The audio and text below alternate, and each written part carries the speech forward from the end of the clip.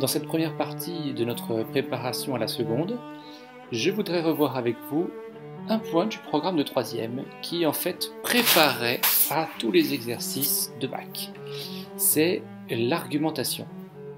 Donc nous allons revoir dans cette vidéo un exemple de paragraphe d'argumentation. Dans un paragraphe d'argumentation, ce que l'on veut, c'est démontrer quelque chose. Mais on ne peut pas le démontrer de n'importe quelle façon. Dans les exercices que l'on va vous demander dès la seconde, il faudra construire et structurer votre pensée. Pour la construire, voilà l'exemple d'un bon paragraphe. D'abord, dans la première phrase, on annonce l'idée qu'on veut défendre. Ici, c'est « la télévision n'est pas bonne pour les enfants ». J'ai un avis sur la télévision, je le place dans la première phrase. Ensuite, ce qui arrive en orange, c'est une raison pour laquelle mon avis est vrai. Cela s'appelle un argument. En effet, le fait que la télévision réduise les chances de réussite scolaire de l'enfant, c'est un argument pour dire que la télévision n'est pas bonne pour eux. Après l'argument, la plus grande partie du paragraphe est constituée d'un exemple.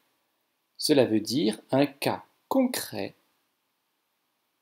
qui va expliquer que mon argument est vrai et donc que ma thèse est vraie.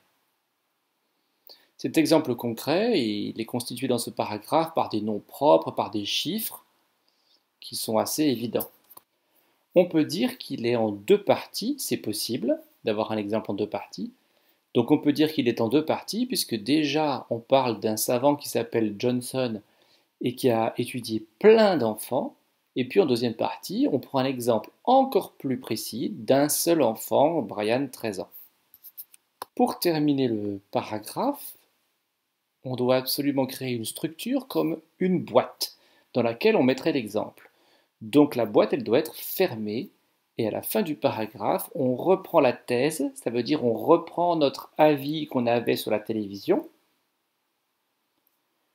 Et puis on reprend également l'argument, ça veut dire la raison pour laquelle la thèse est vraie.